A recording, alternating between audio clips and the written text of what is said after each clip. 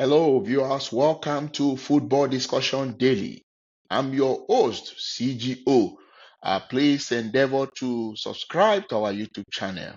Follow us on Facebook, Instagram, TikTok, and other social media platforms. Thank you very much. On the show, we'll be doing a preview of round of 32 games that will be played at the ongoing FIFA World Cup being co-hosted by United States, Mexico, and Canada.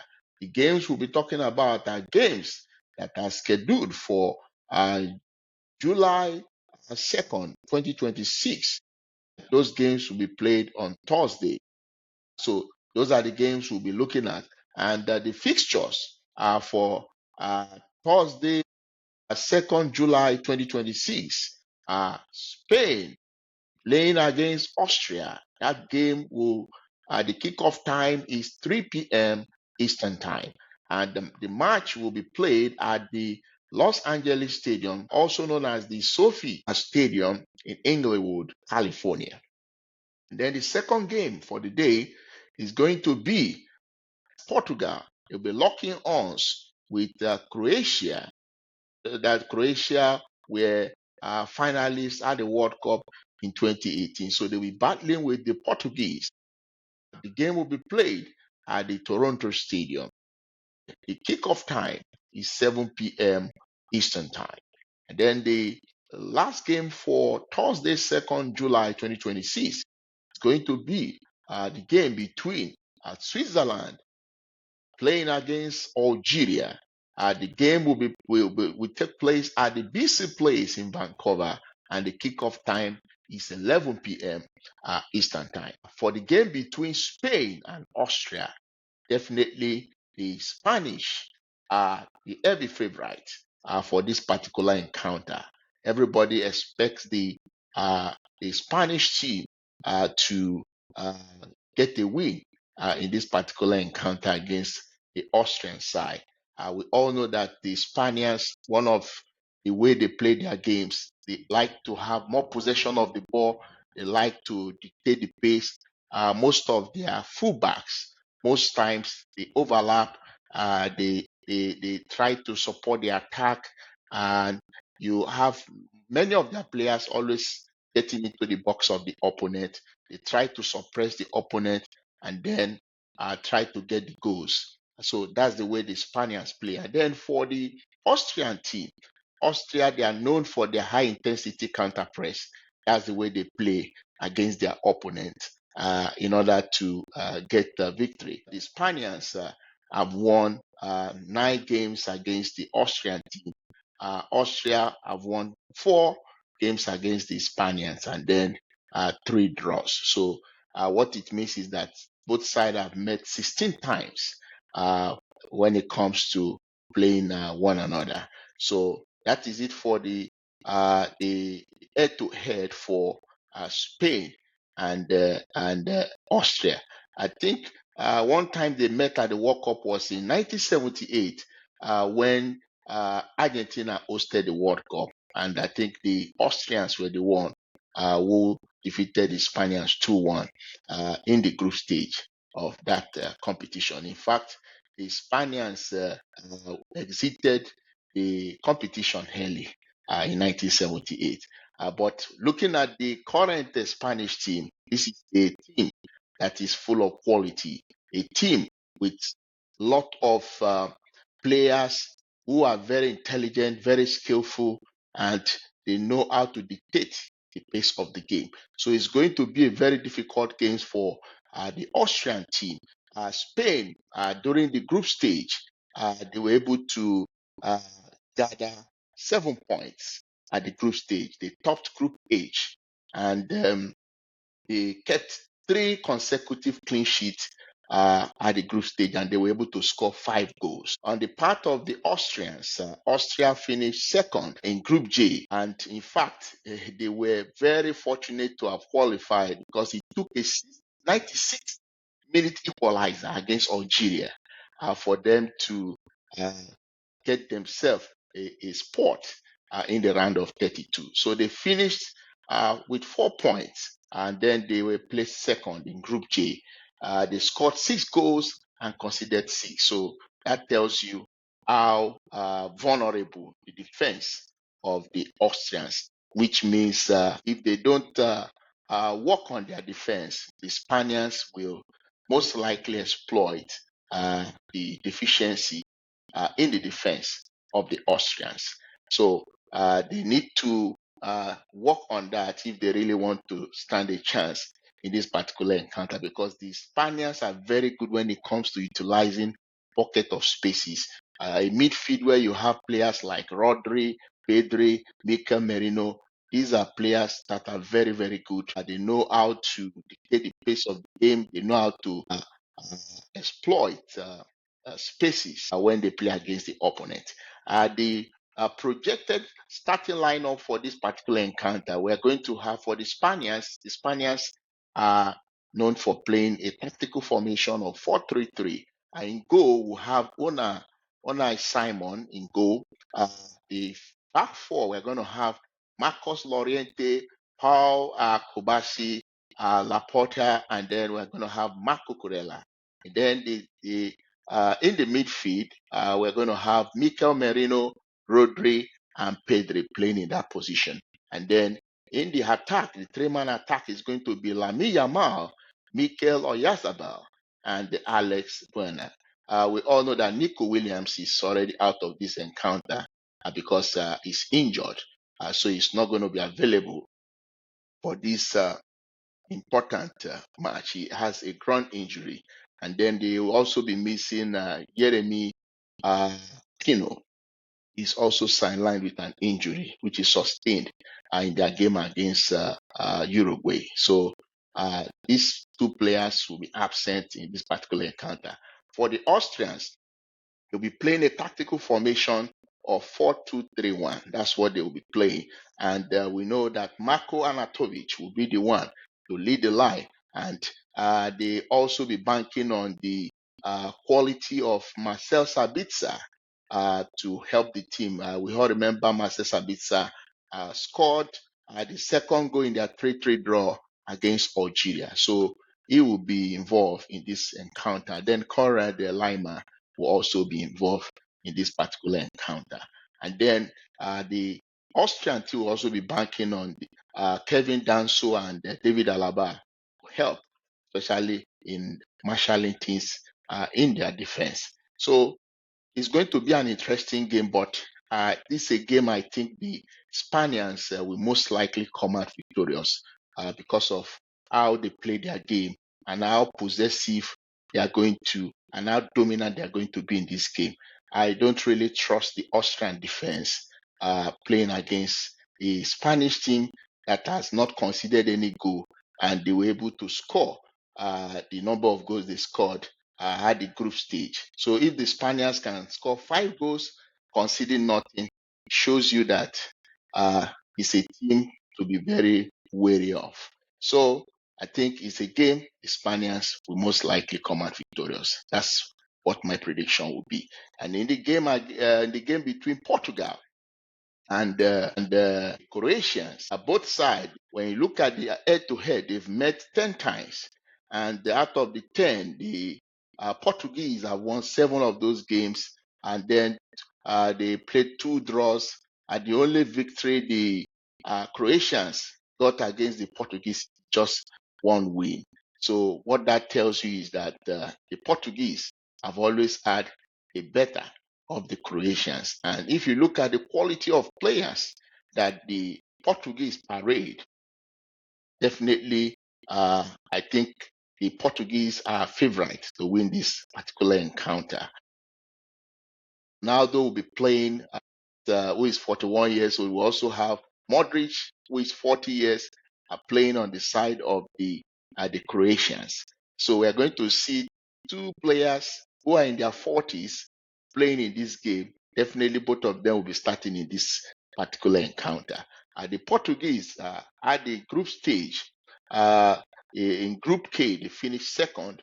The only win they got was against Uzbekistan, which they won 5 goals to nothing. Against DRC, They played a 1-1 draw, and against Colombia, they played 0-0 draw. For the Croatians finished second also in Group L.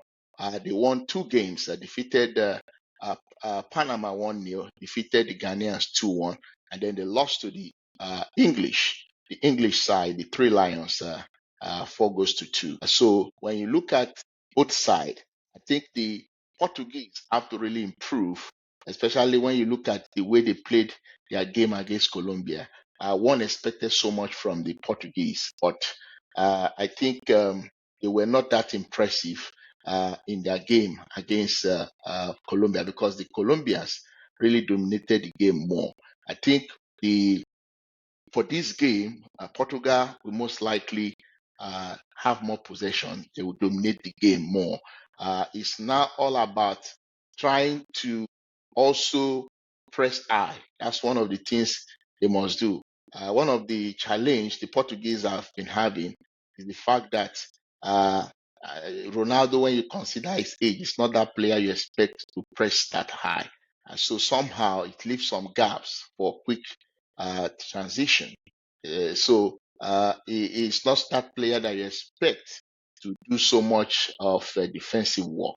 So what it means is that other players have to do more in order to compensate for this. But when it comes to putting the ball at the back of the net, Ronaldo is one player who is very good, very prolific when it comes to scoring. The Portuguese have to create a system on how to compensate for that. So for this game, the Portuguese, they will play their tactical formation of 4-2-3-1. For the Croatians, they'll be playing also similar tactical formation. And players will likely see that will start for Portugal. In goal, we should have Diogo Costa being in goal. The back four, we should have Yao Cancelo, Ruben Diaz, Renato Veiga, Nuno Mendes. And then their defensive midfielders, their double pivot should be Yao Neves and Vitinha. Then the attacking midfielders should be Pedro Neto, Bruno Fernandes, Yao Felix. And then their center forward is going to be Cristiano Ronaldo. For the Croatians, definitely in goal, we're going to have Dominik Livakovic, who has been very outstanding in this at this World Cup. And then in the back four, we should have Josip Stanisic and Marin Pongracic, and then Josip Sutalo and Josko Gadio. Then their double pivot, we should have Mateo Kovacic and Luka Modric. In the attacking midfield areas and the wingers, we should have Nikola Vlasic, Luka Susic, who plays for Inter Milan. And I think he got the first goal for Croatia in their game against Ghana. And then we should also have Ivan Perisic. That's another experienced player that will be playing for the Croatians. And then their center forward is going to be Anton Bodimai. He's going to be the one to lead the attack of the Croatians. But if I'm to make my prediction, I think this is a game that is going to be very close, very tough. But I think the Portuguese will most likely come out victorious in this encounter. I'm waiting to see how the Croatians will be able to prove me wrong, but I feel this is the game. The Portuguese will have an edge, but in football, surprises can happen. And then in the last game, which is going to be the match between Switzerland and Algeria, one interesting thing about this game is the fact that the current coach of the Algerian team, Vladimir Petkovic, coached the Swiss team for 7 years, from 2014 to 2021. So what it means is that he knows the core of the Swiss roster inside out. So he's somebody that understands how the Swiss play. That might be kind of advantage for the Algerians going into this game against the Swiss. Though we all know that for this particular encounter, the Swiss are favored to win this game. Both of them, I think, for head to head, they've played in 2 friendly games. The first game they played in a friendly game was November 30th of 1983. That game ended 2-1 in favor of the Swiss. And then yes, the second time they played each other was May 6, 1986, in an international friendly. The Swiss defeated Algeria 2-0. So the two times both sides have played each other, the Swiss came out victorious. So, but they've never met at the World Cup together. They've never played each other at the World Cup. This is the first time both teams will be locking horns at the World Cup. The Swiss team finished top of Group B. With 7 points, they defeated Bosnia Herzegovina. They also defeated the co-host nation 2-1. The match against Bosnia Herzegovina and Switzerland ended 4-1 in favor of the Swiss team. Then in their first game, they played a 1-1 draw against Qatar. That was a game they dominated. Somehow they weren't clinical enough, and then the Qataris got a late equalizer. That was how they were able to get a draw in that game. But their next 2 games after that game, which was against Bosnia and Herzegovina and also Canada, they were able to at least perform very well and got the much desired result. And one player that has been very good for the Swiss team is the guy they call Johan Mazambi. He has been one of the players that have really been very good in this competition. I think he has 3 goals for the Swiss team. And then one player to also watch out for is Ruben Vargas. He has also been one very good player, and I'm sure he's going to be a very big threat to the Algerian side. So the Algerians really have to watch it. They really need to be very compact, especially in their defense, if they really want to make something positive out of this game. Hopefully, with the knowledge of their coach, Vladimir Petkovic, that might really help them in this encounter. So we'll be looking forward to see how both sides will fare in this particular encounter. Both sides will be playing a tactical formation of 4-2-3-1. In the midfield of the Swiss team, they'll be looking forward to Gary and Xhaka to help dictate the pace of the game, control things in the midfield alongside Freuler. So both guys will be putting in all the necessary their skill set in action to help the Swiss get victory. And then we'll be having on the side of the Algerians, they'll be backing on Riyad Mahrez to help Algeria. He was one of the scorers for Algeria in their last game against Austria. So we'll wait to see how it will all end in that particular match. I think the Swiss are favorite to win this game, but we can never write off the Algerians. When you look at the way they played against Austria, it's one team that if they are very compact defensively, if they do their own work very well, with the knowledge their coach has, that they might get something positive out of that game. Well, if you have your own predictions to make regarding these 3 games, please kindly share your thoughts, your prediction in the comment section. Thank you very much for watching, and do have a wonderful time. Bye for now.